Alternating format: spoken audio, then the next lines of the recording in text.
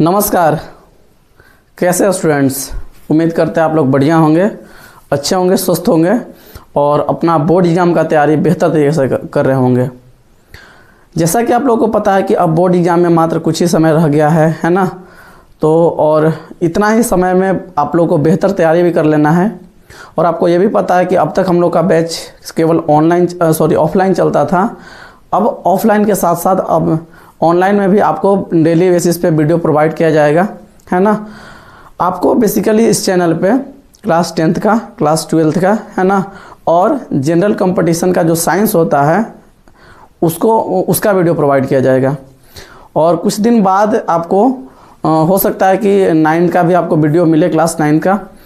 तो आप विजिट करते रहिएगा। और अगर मेरे द्वारा पढ़ाया गया कंटेंट, है ना, से आपको अगर किसी प्रकार का हेल्प मिलता है, मदद मिल रहा है, मेरे द्वारा पढ़ाया गया कंटेंट अगर आपको अच्छा लगता है तो आप इस चैनल को सब्सक्राइब कीजिएगा, साथ साथ वीडियो को लाइक कीजिएगा और नोटिफिकेशन बेल को भी ऑन कर लीजिएगा, ताकि अगर कभी भी हम वीडियो डालें तो आपको नोटिफिकेशन सबसे पहले मिले। है कि नहीं बात? तो देखिए, आज बेसिकली हम लोग बात करने वाले हैं क्लास 10th का जो चैप्टर होता है ट्रिगोनोमेट्री, उसके ऊपर। बहुत सारे स्टूडेंट का ये डाउट होता है कि जो ट्रिगोनोमेट्री है बहुत हार्ड चैप्टर है ना, अच्छे से समझ में नहीं आता है ना। तो ऐसा कुछ नहीं है। अगर इसके कॉन्सेप्ट को समझा जाए, इसके कॉन्सेप्ट को अप्लाई करने के लिए सीख लिया जाए तो ये चैप्टर बिल्कुल आसान है। और इस चैप्टर से बोर्ड एग्जाम में अच्छा खासा नंबर का क्वेश्चन पूछता है। अप्रॉक्सीमेट 25 नंबर के आसपास का क्वेश्चन बन ही जाता है चैप्टर से। तो आज के इस वीडियो में आपको ट्रिगोनोमेट्री के बारे में हल्का इंट्रोडक्शन देंगे, कुछ फार्मूला के बारे में जानेंगे, है ना, और इसके साथ साथ कुछ क्वेश्चन भी करेंगे आपको, है ना। 1 से 2 लेक्चर में, है ना, हम कोशिश करेंगे कि आपका जो ट्रिगोनोमेट्री है वो पूरा तरीका से समाप्त हो जाए और कॉन्सेप्ट के साथ, और आपसे पूरा क्वेश्चन बन भी जाए। ठीक है। तो हो सकता है हल्का वीडियो लंबा रहेगा, लेकिन घबराना नहीं है उससे। आपको पूरा कॉन्सेप्ट बारीकी से सीखना है, उसको अप्लाई करने के लिए सीखना है, तभी जाके आपका जो है ना बोर्ड एग्जाम में अच्छा नंबर आएगा। तो चलिए शुरू करते हैं। आज ट्रिगोनोमेट्री के ऊपर अगर बात करने वाले हैं हम लोग, तो सबसे पहले हम ट्रिगोनोमेट्री का अर्थ समझते हैं। तो ट्रिगोनोमेट्री का 2 अर्थ, दोनों मीनिंग है।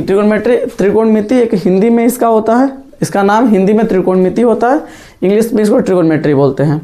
अब दोनों मीनिंग का अगर अर्थ समझा जाए तो कहते हैं ना, किसी के नाम में ही बहुत कुछ छिपा होता है, वैसे इसके नाम में भी बहुत कुछ छिपा है। चलिए देखते हैं। अगर बात करें इसके हिंदी अर्थ का, है ना, हम बात करने वाले हैं त्रिकोणमिति का अर्थ। अगर समझे हम तो त्रिकोणमिति के अर्थ अगर समझने जाएं हम, तो हम देखेंगे, पाएंगे का कि जो त्रिकोणमिति है वो 3 शब्दों से मिलकर बना है। क्या क्या? देखिए, अगर त्रिकोणमिति को अगर आप लोग देख रहे होंगे तो त्रिकोणमिति 3 शब्दों से मिलकर बना है। पहला क्या है? त्रि। दूसरा है आपका कोण, और तीसरा है आपका मिति। ये तीनों का अगर मतलब हम समझे, हम, तो तीनों के नाम में, तीनों के मतलब आप समझ भी गए होंगे शायद। त्रि का मतलब होता है वो क्या? त्रि का मतलब होता है 3। त्रि का मतलब होता है 3। कोण आप समझ रहे हैं, कोण को इंग्लिश में वैसे बोलते हैं एंगल। और मिति का मतलब होता है मापन। मतलब इसके हिंदी शब्द से हमको पता चल रहा है कि जो त्रिकोणमिति है, त्रिकोणमिति का जो शाब्दिक अर्थ यहां से पता चल रहा है 3 कोण का मापन। मतलब यहां से अगर हम लिखना चाहें तो लिख सकते हैं त्रिकोणमिति का शाब्दिक अर्थ,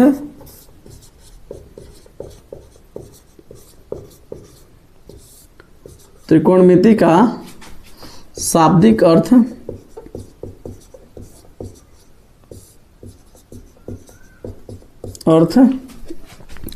होता है क्या तो होता है 3 कोण का मापन। ऐसे लिख सकते हैं, त्रिकोणमिति का शाब्दिक अर्थ 3 कोण का मापन होता है। क्या है? तीन कोण का मापन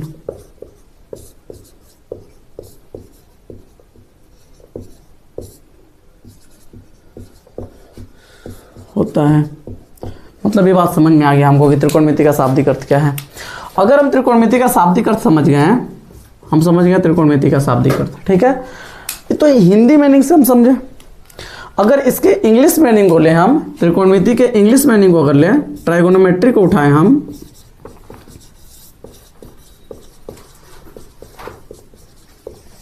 ट्राइगोनोमेट्री को अगर उठाएं हम, तो ट्राइगोनोमेट्री में देखिएगा सबसे पहला है वो ट्राई, क्या है, ट्राई। दूसरा है गोणो, गोणो। और तीसरा है मेट्री। अभी तीनों का मतलब अगर समझे तो तीनों का मतलब क्या है। ट्राई का मतलब क्या होता है, जैसा यहाँ पे ट्री का मतलब तीन होता है, वैसे यहाँ ट्राई का मतलब भी क्या होता है, तीन होता है। गोणो जो है ना, गोणो, गोणो का मतलब होता है साइड्स, साइड अर्थात भुजा। और जो मेट्री है ना, मेट्री एक ग्रीक शब्द मेट्रॉन से निकला है। किससे निकला है, मेट्रॉन से। मेट्रॉन जिसका मतलब होता है मापन। आर यहाँ पे है, जिसका मतलब क्या होता है, मापन। अर्थात अगर ट्रिगोनोमेट्री का अर्थ समझा जाए, अर्थात यहाँ पे अगर ट्रिगोनोमेट्री का अर्थ देखें हम, मतलब अगर इसका हम अर्थ देखें, इसका अर्थ यहाँ से अगर देखें तो इसका जो अर्थ है यहाँ क्या मिल रहा है, इसका अर्थ जो है ना, इसका अर्थ हमको क्या पता चल रहा है, इसका अर्थ पता चल रहा है तीन भुजाओं का मापन, तीन भुजाओं का मापन।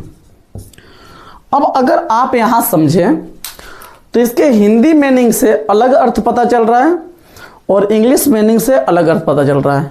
इसका हिंदी मीनिंग बोल रहा है कि तीन कोण का मापन, तीन कोण का मापन त्रिकोणमिति है, और इंग्लिश मीनिंग बता रहा है कि तीन भुजाओं का मापन त्रिकोणमिति है।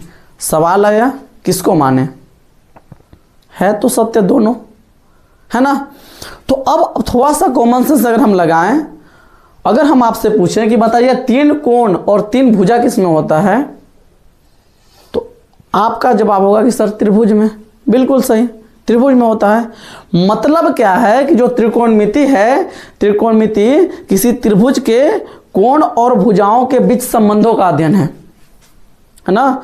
त्रिभुज के कोण और भुजाओं के बीच जो संबंध है, उसके बीच जो संबंध है ना, उसी का अध्ययन क्या है, त्रिकोणमिति।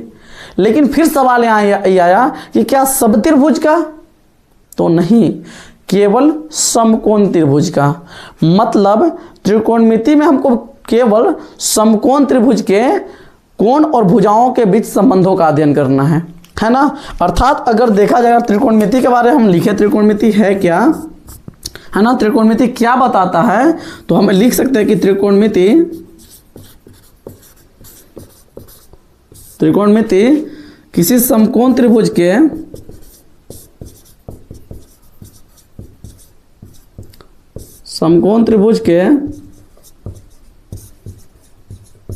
है ना, कोण एवं भुजाओं के बीच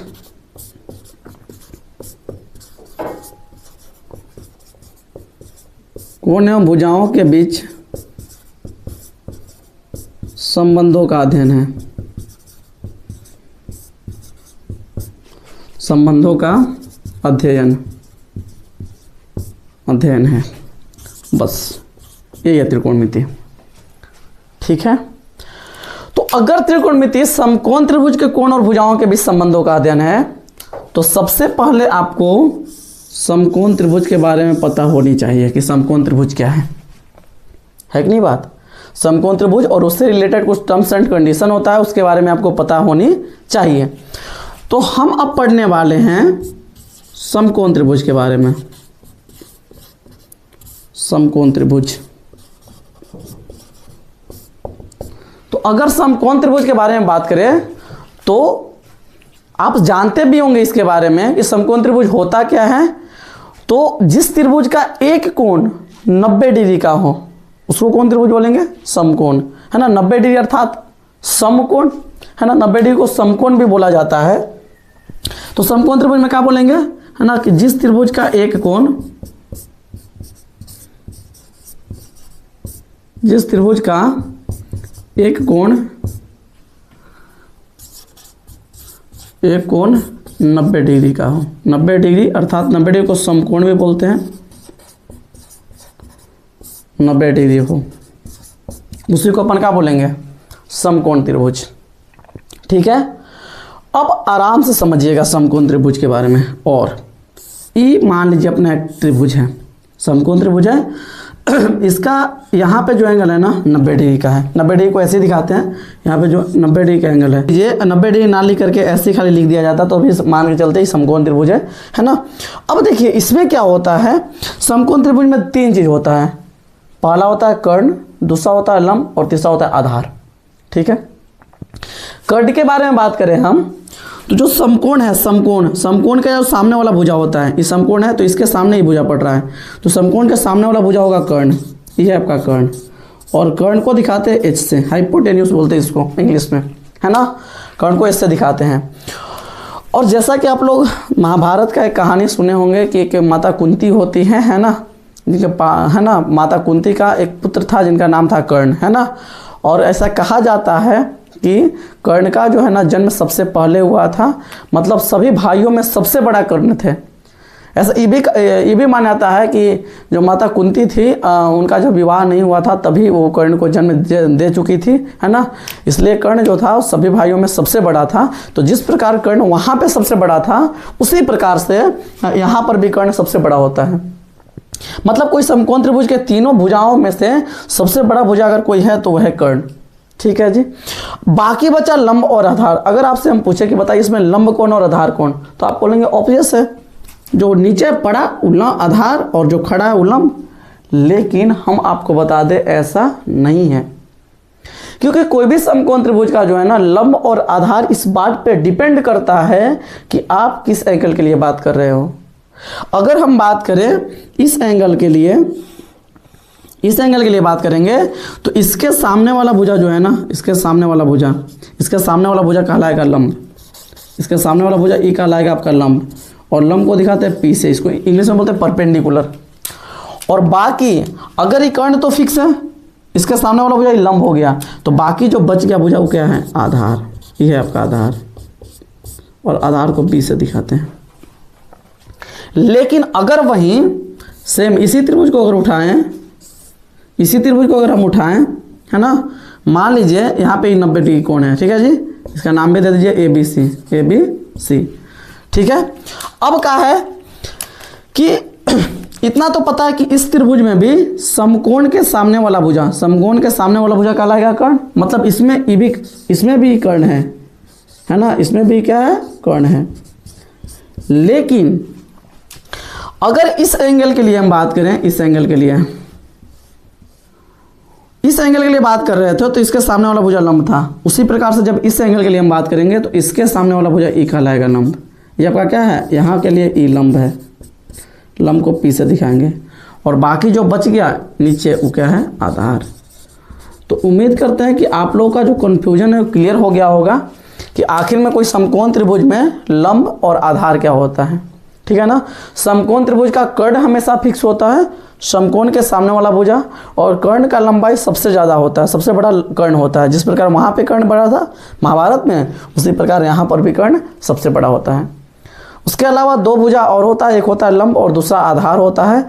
लेकिन वो दोनों भुजा इस बात पर डिपेंड करता है कि आप किस एंगल के लिए बात कर रहे हो।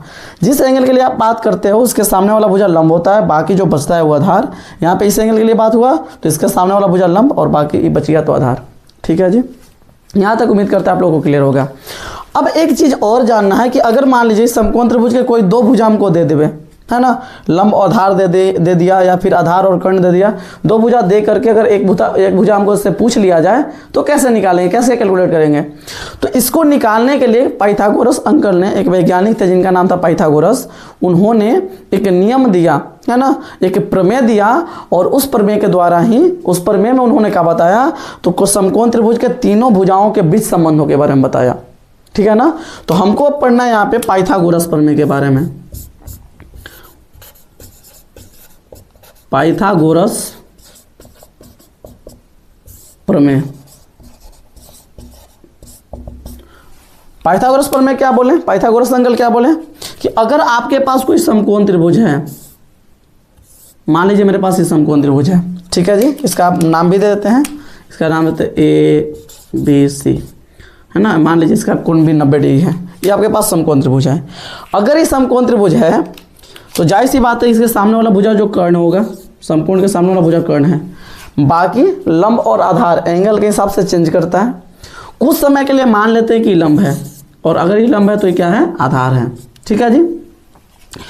अब पाइथागोरस अंकल ने क्या बोला कि कोई भी अगर आपके पास समकोण त्रिभुज है तो उसके जो सबसे बड़ा भुजा कौन, कर्ण है, सबसे बड़ा भुजा जो कर्ण होगा, कर्ण का जो स्क्वायर होगा वो बाकी दो भुजाओं के स्क्वायर के योग के बराबर होगा। ये कौन बोल रहा है, पाइथागोरस, कि जो बड़का है ना, बड़का का आप स्क्वायर कर दो, अब बाकी दोनों छोड़कर इनका स्क्वायर करो, पी स्क्वायर और बी स्क्वायर दोनों का स्क्वायर कर दो, अब बाकी दोनों को जोड़ दो, इसके बराबर होगा बड़का। सिंपल। पाइथागोरस अपने प्रमेय में यही बात बोला कि अगर आपके पास कोई भी समकोण त्रिभुज है तो उसका कर्ण का जो वर्ग होगा बाकी दो भुजाओं के वर्गों के योग के क्या होगा, बराबर होगा। मतलब क्या कि अगर आपके पास कोई भी समकोण त्रिभुज है तो उसका कर्ण का मतलब बड़का भुजा का स्क्वायर करो, अब बाकी दोनों छोटकर्ण का स्क्वायर करके जोड़ दो, उसके बराबर ही होगा, ठीक है। यहां तक हम जाने समकोण त्रिभुज के बारे में। अब मेन रूप से जो इस चैप्टर में हमको पढ़ना है ना, कि समकोण त्रिभुज के कोण और भुजाओं के बीच संबंध बताए थे, कि जो क्या होता है, जो त्रिकोणमिति है वो समकोण त्रिभुज के कोण और भुजाओं के बीच संबंध है। तो सवाल आया कैसे बताता है, समकोण त्रिभुज के बारे में तो हम तो जान गए, है ना, समझाते हैं। उसके लिए एक टर्म बनाया गया ट्रिगोनोमेट्री में, ट्रिगोनोमेट्रिक रेशियो, त्रिकोणमितीय अनुपात। क्या होता है समझेंगे। बात करने वाले त्रिकोणमितीय अनुपात के बारे में। त्रिकोणमितीय अनुपात, त्रिकोणमितीय अनुपात क्या होता है, ध्यान समझिएगा। त्रिकोणमितीय अनुपात ये होता है कि अगर आपके पास समकोण त्रिभुज है, मान लीजिए आपके पास समकोण त्रिभुज है, ये समकोण त्रिभुज है, ठीक है। वैज्ञानिकों ने किया क्या, पहले समझिएगा जो बता रहे हैं हम। वैज्ञानिकों ने किया क्या, अगर ये समकोण त्रिभुज है, इसका ई कोण मतलब कोण ए, मतलब इसका नाम देते हैं ए बी सी, मान लेते हैं ए बी सी एक समकोण त्रिभुज है जिसका कोण बी 90 डिग्री है, ठीक है। अगर इसका कोण बी 90 डिग्री है तो इसके सामने वाला भुजा क्या कहलाएगा, कर्ण। तो इसके सामने वाला भुजा जो है ना ई है, मान लीजिए कर्ण, हाइपोटेन्यूस है ना। बाकी हम बताएं कि लंब और आधार जो है एंगल के हिसाब से चेंज करता है, ठीक है। तो हम बात करते हैं इस एंगल के लिए, सपोज डेट हम इस एंगल के लिए बात करते हैं। इस एंगल को सपोज डेट कुछ समय के लिए हम थीटा मान लिए। तो अगर हम इस एंगल के लिए बात कर रहे हैं तो इसके सामने वाला भुजा जो है ना, इसके सामने वाला भुजा ई है, इसके सामने वाला भुजा क्या बनेगा, लंब है। अब बाकी जो बच गया वो क्या है, आधार। समझ में आ रहा है ना। लंब को पी से दिखाते हैं और आधार को बी से। यहाँ पे हम लिख भी देते हैं कि जो पी है ना, पी क्या है आपका, पी है आपका लंब, बी क्या है आपका, बी का मतलब होता है आधार, और एच जो है ना आपका वो क्या होता है, कर्ण होता है, एच का मतलब, ठीक है। तो इस समकोण त्रिभुज है, हम इस एंगल की बात कर रहे हैं, इस एंगल का सामने वाला भुजा लंब है, ठीक है। वैज्ञानिकों ने क्या किया, इस त्रिभुज के तीनों भुजाओं के है ना का बारी बारी से रेशियो निकाला, एक दूसरे के साथ अनुपात निकाला, है ना। जैसे में वैज्ञानिकों ने क्या किया, सबसे पहले क्या किया, इसके लंब और कर्ण का रेशियो निकाला, लंब का और कर्ण का रेशियो निकाला। और जिस प्रकार कर्ण लंब और कर्ण का रेशियो बन सकता था, तो दूसरा ये भी रेशियो बन सकता था कि कर्ण का लंब से रेशियो बन जाए। इसके उल्टा वैज्ञानिकों ने सबका दो भुजाओं का यूज करके बाई से सबका अनुपात निकाला, ठीक है जी। जैसे मान लीजिए इसका लंब और कर्ण का अनुपात निकाला गया, तो जैसे लंब और कर्ण का अनुपात हो सकता है, वैसे कर्ण और लंब का भी अनुपात हो सकता है, दो अनुपात। फिर क्या किया वैज्ञानिकों ने, दूसरा में फिर आधार और कर्ण का अनुपात निकाला, आधार और कर्ण का अनुपात निकाला। और आधार और कर्ण का जब अनुपात निकल सकता है तो उसी प्रकार से क्या हो सकता है, कर्ण और आधार का भी तो अनुपात निकल सकता है उल्टा करके, है ना। तो कर्ण और आधार का भी अनुपात निकाला वैज्ञानिकों ने। और तीसरा वैज्ञानिक लोग क्या किए हैं कि लंब और आधार का अनुपात निकाले, लंब का लंब और आधार का अनुपात निकालें, तो जैसे लंब और आधार का अनुपात हो सकता है, उसी प्रकार से बुआ क्या हो सकता है, आधार और लंब का भी अनुपात हो सकता है। ठीक है, समझ में आया? मतलब वैज्ञानिकों ने क्या किया, कोई समकोण त्रिभुज के, है ना, दो दो भुजाओं का उपयोग करके अनुपात निकालें, है ना।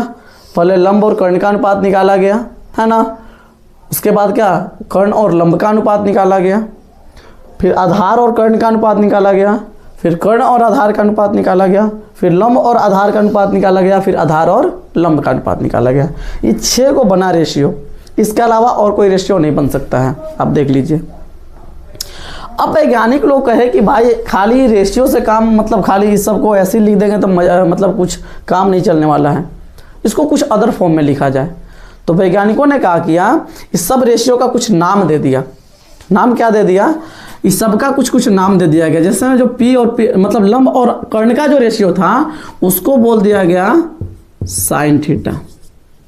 साइन थीटा क्यों बोला गया, इस एंगल के लिए बात कर रहे हैं, इस एंगल के लिए लंब है ना, इस एंगल के लिए बात कर रहे हैं तो इस एंगल के लिए लंब है, तो लंब और कर्ण का जो रेशियो था इस एंगल का, है ना, उसको बोला गया साइन थीटा। इसको पूरा पढ़ते हैं, थीटा मतलब को जी कोण थीटा का साइन या साइन ऑफ एंगल थीटा, इसको इंग्लिश में क्या पढ़ता है, साइन ऑफ एंगल थीटा।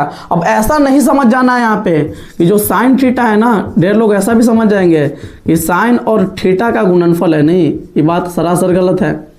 इसका मतलब ये नहीं समझना है कि जो साइन थीटा है वो साइन और थीटा का गुणनफल है, नहीं, ये इसी फॉर्म में डिफाइंड होता है। इसको पढ़ते हैं साइन ऑफ एंगल थीटा, ठीक है ना, क्योंकि यहाँ पे एंगल देना जरूरी था, क्योंकि लंब और कर्ण जो है ना, लंब और आधार जो है एंगल के हिसाब से बदलता है ना, तो इस एंगल को यहाँ पे दर्शाना जरूरी था कि आप किस एंगल के लिए बात कर रहे हो, उसी हिसाब से तो आप लंब और कर्ण का रेशियो निकालोगे, है कि नहीं बात।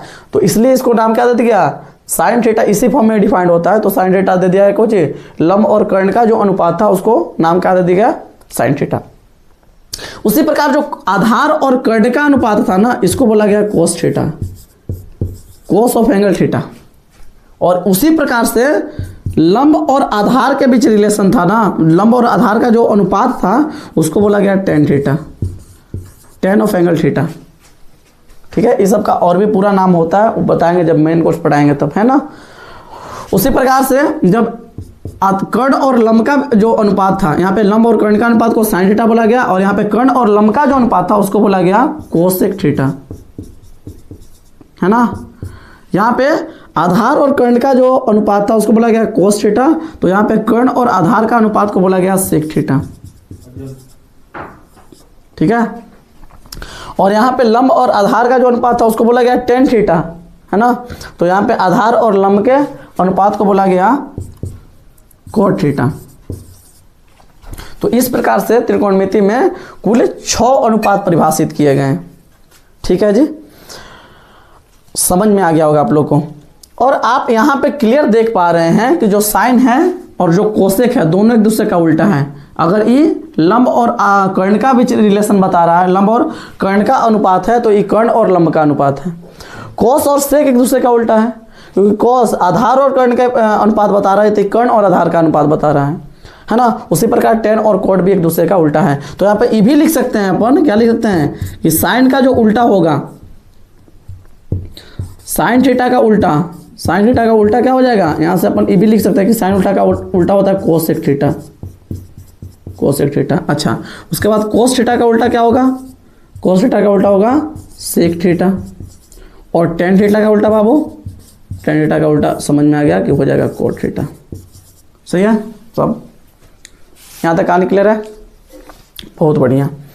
उम्मीद करते हैं आप लोग को बढ़िया समझ में आ रहा होगा। अब देखिए ढेर लोग को क्या होता है ना, इसको याद रखने में थोड़ा सा मतलब कठिनाई होता है, थोड़ा सा मुश्किल होता है।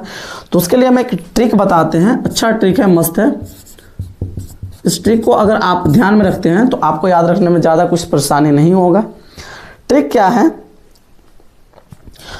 सिंपल ट्रिक है। पाकिस्तान का तो नाम आप लोग सुने ही होंगे। पाकिस्तान में जैसा कि आपको पता है वहाँ के लोग भूखे प्यासे, मतलब उतना वहाँ पे कुछ है नहीं, है ना। तो और अपना जो हिंदुस्तान है पूरा हरा भरा है ना। तो वैसे कुछ याद रख सकते हैं कि जो पाकिस्तान भूखा प्यासा, क्या बोल सकते हैं, पाकिस्तान भूखा प्यासा, और नीचे क्या लेंगे, हिंदुस्तान हरा भरा। तो इसको आप अगर आप ट्रिक बना सकते हैं, क्या बोले हम, पाकिस्तान भूखा प्यासा, हिंदुस्तान हरा भरा। अब देखिए इससे पता चल जाएगा। अब P/H जो है ना, P/H का जो अनुपात है, एक अनुपात तो E बन गया, दूसरा E बन गया और तीसरा E बन गया। अब P/H का जो अनुपात था, लंब और कर्ण का अनुपात, लंब और कर्ण का अनुपात कौन था, साइन थीटा। तो इसको आप बोल दो साइन थीटा। आधार और कर्ण, B मतलब आधार बेस और H मतलब कर्ण, आधार और कर्ण का अनुपात कौन बता रहा था, कोस थीटा। और लंब और आधार का अनुपात कौन बता रहा था, टेन थीटा। तो इसको आप टेन थीटा बोल लो। और अगर ये तीन को पता चल जाए तो ये तीनों तो ऑटोमेटिक पता चल जाएगा, क्योंकि साइन थीटा का उल्टा कोसेक थीटा, कोस थीटा का उल्टा सेक थीटा, टेन थीटा का उल्टा कोट थीटा। तो अगर साइन थीटा का वैल्यू P/H है तो कोस थीटा का वैल्यू नीचे से चलना है H/P। कोस थीटा का वैल्यू B/H है तो सेक का उल्टा H/B। टेन थीटा का उल्टा वैल्यू क्या है, टेन थीटा का वैल्यू क्या है, P/B है। तो उसी पर कोट थीटा का उल्टा क्या हो जाएगा, कोट थीटा का वैल्यू क्या हो जाएगा, तो B/P हो जाएगा उल्टा।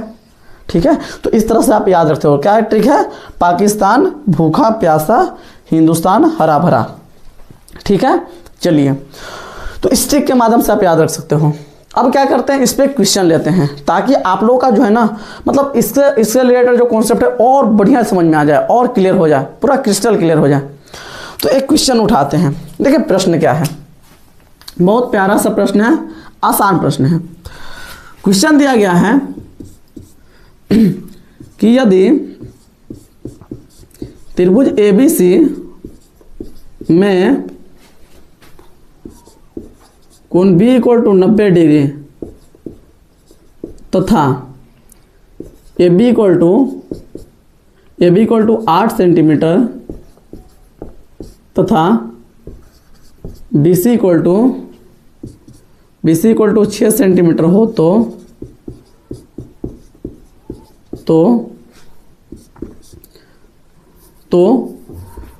कोण A तथा कोण C के सभी त्रिकोणमितीय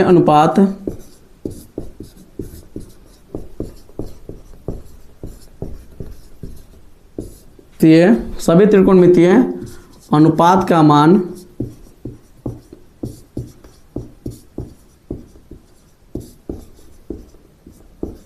ज्ञात करें। सिंपल है, एक क्वेश्चन दिया, ठीक है ना, कि एक त्रिभुज ABC है जिसमें कोण 90 डिग्री है, अर्थात कोण B 90 डिग्री का है, मतलब समकोण है। और इसका साथ साथ AB जो भुजा है ना, इसका AB है वो 8 सेंटीमीटर और BC है 6 सेंटीमीटर। तो आपको मतलब त्रिभुज ABC में कोण A का और कोण C का सभी त्रिकोणमितीय अनुपात निकालना है। त्रिकोणमितीय अनुपात मतलब यही 6 गो त्रिकोणमितीय अनुपात में अच्छा आता है, साइन कोस टेन है ना, कोसेक सेक और कोट, सब का मान निकालना है। ठीक है, चलिए सॉल्व करते हैं, आराम से समझिएगा, कोई जल्दी नहीं है। हल करते हैं।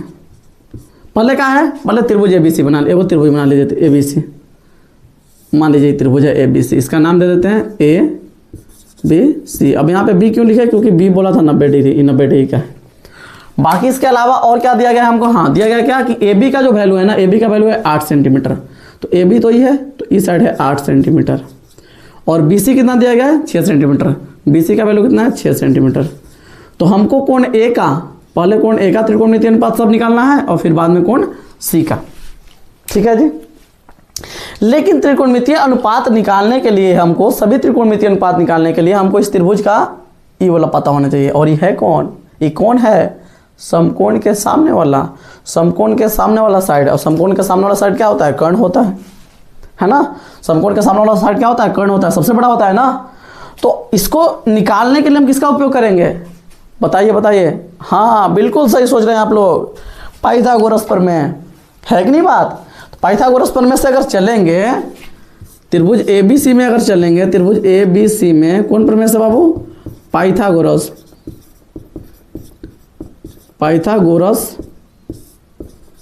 प्रमेय से,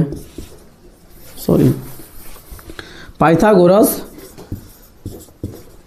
प्रमेय से अगर त्रिभुज ABC में अगर चले हम पाइथागोरस प्रमेय से, पाइथागोरस अंकल क्या बोले कि कुछ मत करना है, समकोण त्रिभुज के देखो उसका बड़का देखो, बड़का साइड कौन है, तो बड़का है AC।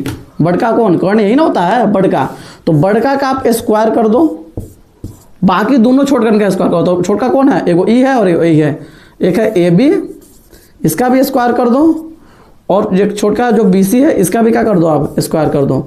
स्क्वायर करके दोनों जोड़ दो और इसी के बराबर बड़का होगा। ये ना बोला गया है, पाइथागोरस साहब क्या बोले हैं कि बड़का का स्क्वायर जो होगा ना, बड़का का जो स्क्वायर होगा वो छोटकन के स्क्वायर के योग के बराबर होगा। तो छोटकन कौन है, AB और BC, दोनों के स्क्वायर करके जोड़ दो, ओकर बराबर होगा बड़का, है कि नहीं बात। अब देखिए AC का वैल्यू तुमको निकालना है, तो AC को AC छोड़ दीजिए, AC के स्क्वायर। AB का वैल्यू कितना दिया गया, AB का वैल्यू दिया गया आपका 8 सेंटीमीटर, तो 8 का स्क्वायर कर दीजिए, प्लस BC का वैल्यू कितना दिया गया 6 सेंटीमीटर, तो 6 का स्क्वायर कर दीजिए। अब 8 का स्क्वायर देखा जाए तो 8 का स्क्वायर होता है 64 अर्थात 64, और 6 का स्क्वायर होता है वो 36 यानी 36। दोनों को अगर जोड़ेंगे तो हो जाएगा 100, कितना हो जाएगा 100, मतलब AC स्क्वायर का जो वैल्यू निकल के आया, AC का स्क्वायर जो निकल के आया वो आया 100। अब जैसा कि आपको पता है कि इधर से स्क्वायर हटता है तो उधर का चढ़ता है, रूट चढ़ता है कि नहीं बात, तो रूट चढ़ाइए।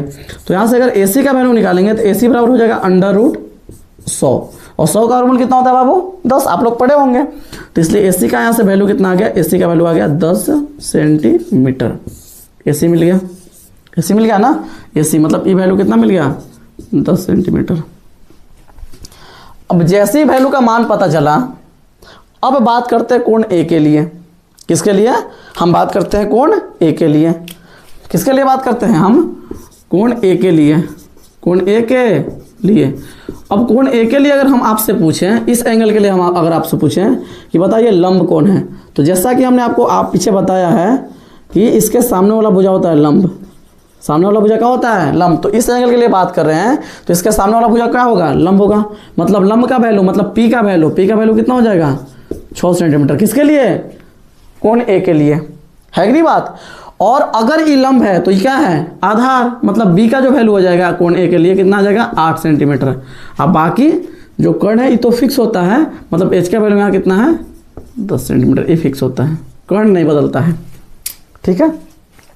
अब कोण A के लिए हमको P पता चल गया, B पता चल गया, H पता चल गया, तो ये सब नहीं निकाल लेंगे, तो सब त्रिकोणमितीय अनुपात बारी बारी से निकाल लेंगे।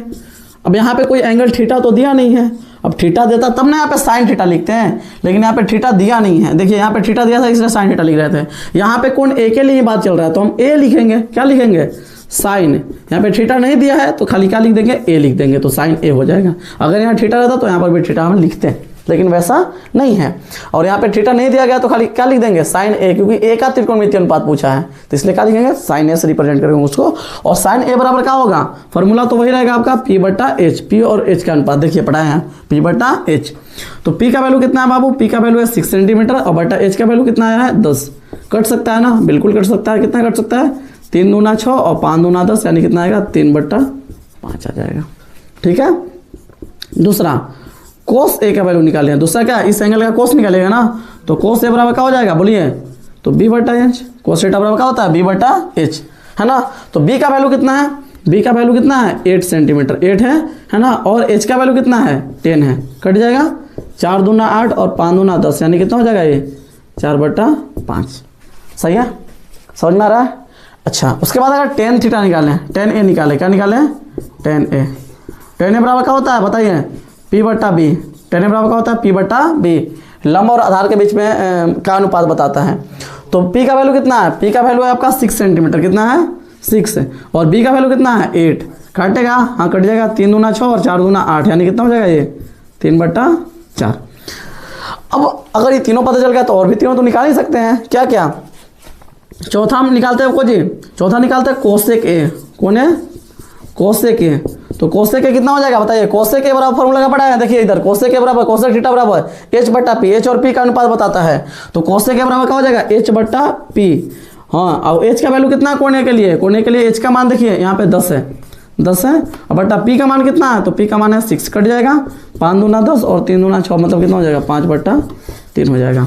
उसी प्रकार अगर पांचवा अगर निकालें हम कोसेक A के बाद सेक A निकालें, तो सेक A बराबर क्या हो जाएगा बताइए, क्या हो जाएगा H/B। H और B का अनुपात देता है, देखिए H/B, सेक थीटा बराबर H/B। H का वैल्यू कितना है बताइए, H का वैल्यू है 10 सेंटीमीटर, एच का वैल्यू है 10 सेंटीमीटर और बट्टा बी का वैल्यू कितना है 8 सेंटीमीटर। तो कितना हो जाएगा 5 दूना 10 और 4 दूना 8 यानी कितना हो जाएगा 5/4। उसी प्रकार से अगर छठा हम निकालें कोट ए तो कोट ए बराबर क्या होता है b/p होता है। देखिए कोट थीटा बराबर b/p, कोट थीटा बराबर क्या होता है b/p। तो b का वैल्यू कितना है बाबू, b का वैल्यू है 8 और p का वैल्यू कितना है, p का वैल्यू है 6। काटिए 4 दूना 8 और 3 दूना 6 तो कितना हो जाएगा 4/3। सब त्रिकोणमितीय अनुपात हम निकाल लिए, है कि नहीं बात। अब आप लोग को एक होमवर्क रहा, जिस प्रकार हम कोण ए के लिए निकाले हैं त्रिकोणमितीय अनुपात सब, उसी प्रकार आपको कोण सी के लिए इस एंगल के लिए निकालना है।